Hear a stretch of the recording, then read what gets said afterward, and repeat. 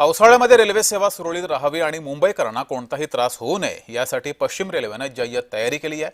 पाणी साचू नये यासाठी अनेक ठिकाणी उपाययोजना केल्यात, अशी माहिती पश्चिम रेल्वेचे मुख्य जनसंपर्क अधिकारी विनीत अभिषेक यांनी दिली आहे। पिछले मॉनसून से इस मॉनसून तक हमने ये एक मेजर वर्क किया कि पूरा ऑलमोस्ट 1 किलोमीटर का सेक्शन है हमारा, जिसको हमने ऑलमोस्ट आधा फीट जो है ट्रैक को ऊपर उठाया, ऑलमोस्ट 6 इंच के करीब जो है डाउन लोकल लाइन को और ऑलमोस्ट 5.25 इंच के करीब जो है अप लोकल लाइन को हमने ट्रैक को लिफ्ट किया। ट्रैक लिफ्टिंग से ये होती है कि मॉनसून में अगर वाटर लॉगिंग होगी तो भी हमारा ट्रैक जो है सबमर्ज नहीं होगा। तर मुंबईमध्ये मुसळधार पाऊस बरसल्यास अनेक रेल्वे सेवा अनेक ठिकाणी ठप्प होते, त्यामुळे प्रवाशांचे हाल होत आहेत। तर इथला नेमका आढावा घेतला आमचे प्रतिनिधी महेंद्र जोईल यांनी, तो पाहूयात।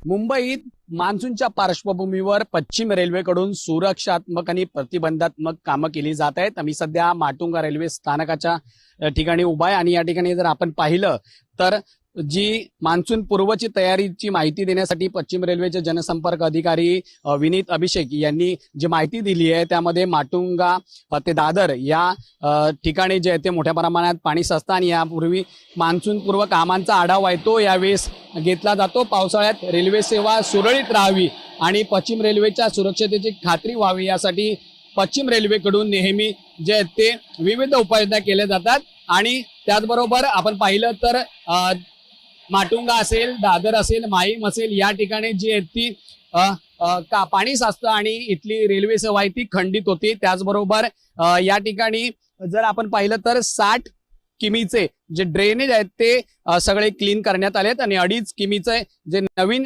ड्रेनेज आहेत ते तयार करण्यात आलेत आणि 117 हाय कॅपॅसिटी पंप आहेत ते वेगवेगळ्या ठिकाणी बसवण्यात आलेत। व्हिडिओ जर्नलिस्ट मनोज सोलंकीसह मी महेंद्र जोईल, जय महाराष्ट्र न्यूज, मुंबई।